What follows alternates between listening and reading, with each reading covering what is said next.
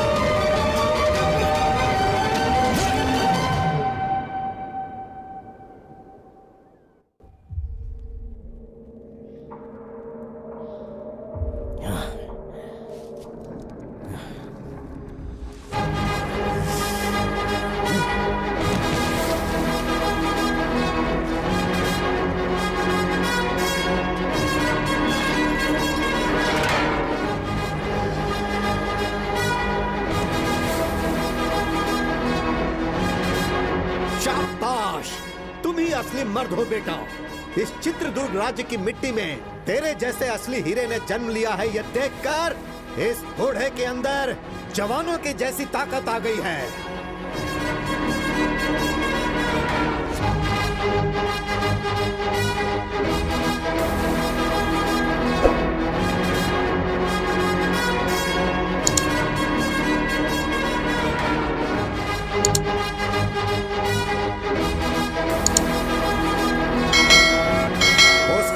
और खूंखार शेर से एक शूरवीर की तरह अकेले ही लड़कर तुमने उसका काम तमाम कर दिया।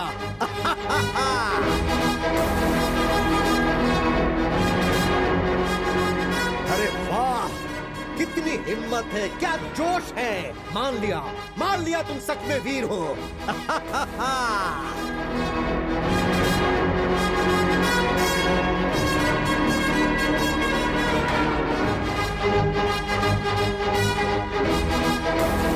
हर रोज यहाँ पर एक शेर आता था, लेकिन आज 1.25 शेर आया है। तुम असली शेर हो, इस राज्य के असली शेर।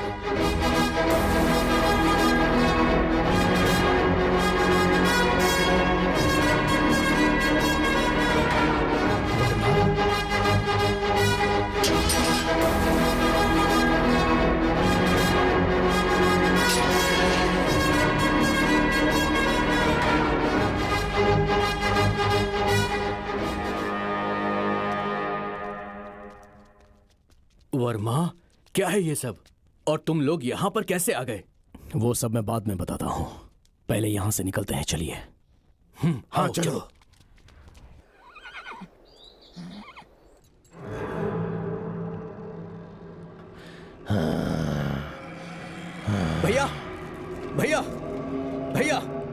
काल कोठरी से वर्मा भाग गया है भैया।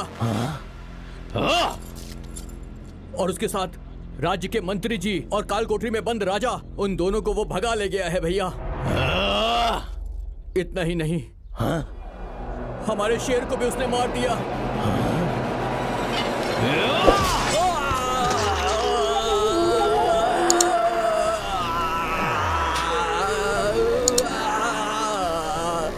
चुप हो जा कमीने, तू मेरे भाई कहलाने के लायक नहीं है। उसे जान से मारना छोड़ के अपनी जान बचाने के लिए भाग के चला आया। तेरे जैसे कायर लोगों को जिंदा रहने का कोई हक नहीं, कोई हक नहीं है। अरे देवर जी, क्या हुआ? अरे आप इंसान है कि नहीं? ये आपका छोटा भाई है ना, अपनों को भी नहीं छोड़ेंगे। ये किस बात का अपना है? अगर उससे लड़के आया होता तो इसे अपने सर पे बैठा था, लेकिन ये तो डर के अपनी जान बचा के भाग आया। आप इंसान नहीं है, इंसान नहीं है। देवर जी चलिए।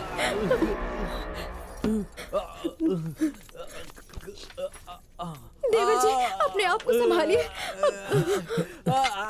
रुक जाइए वहीं पर। अब मैं चुप नहीं बैठ सकता, मैं उसे जाकर मार के आऊंगा। किसी की जान लेने के लिए, जिंदगी बर्बाद करने के लिए हमेशा तैयार रहते हैं। गलती तो वो कर रहा है ना, उसे ही भुगतना चाहिए। लेकिन तुम लोग सब सही हो ना, फिर क्यों भुगत रहे हो? आपके छोटे भाई तो नहीं रहे, मंझले भाई मौत से लड़ रहे हैं, और तुम इन मामलों में नहीं पड़ोगे। मेरा कोई बेटा नहीं है, मैं तुम सबको ही अपना बेटा मानती थी।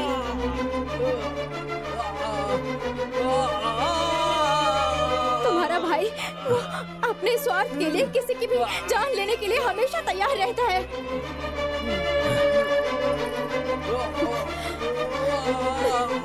बस बस करो, तुमने आज तक जो किया बस हो गया। आप कुछ भी कहो, मैं अब बिना लड़े चुप नहीं बैठ सकता, मुझे माफ कीजिए।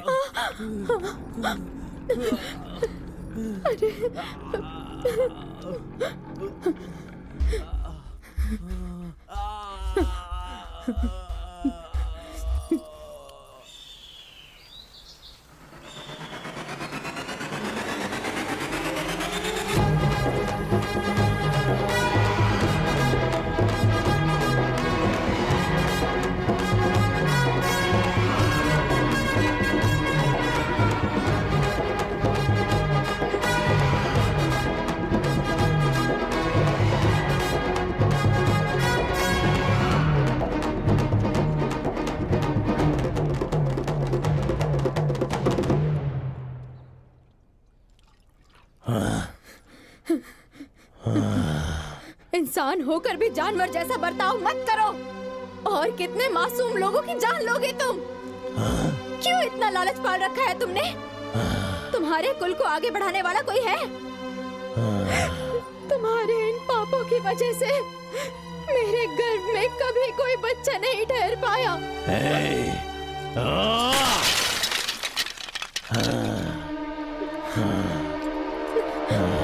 सिर्फ बीज बोने से कुछ नहीं होता, धरती के मिट्टी में भी क्षमता होनी चाहिए पतिव्रता। हाँ दुष्ट, हर एक इंसान की पत्नी पतिव्रता ही होती है।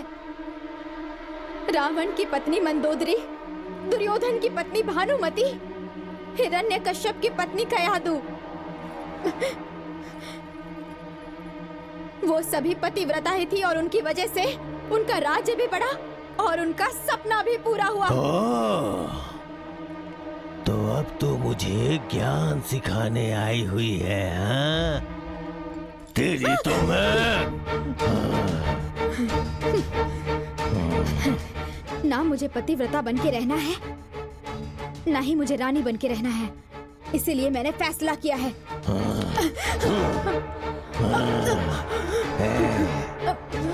आप मुझे जान से मार देंगे तो भी चलेगा, पर मैं सच बोलकर ही रहूंगी।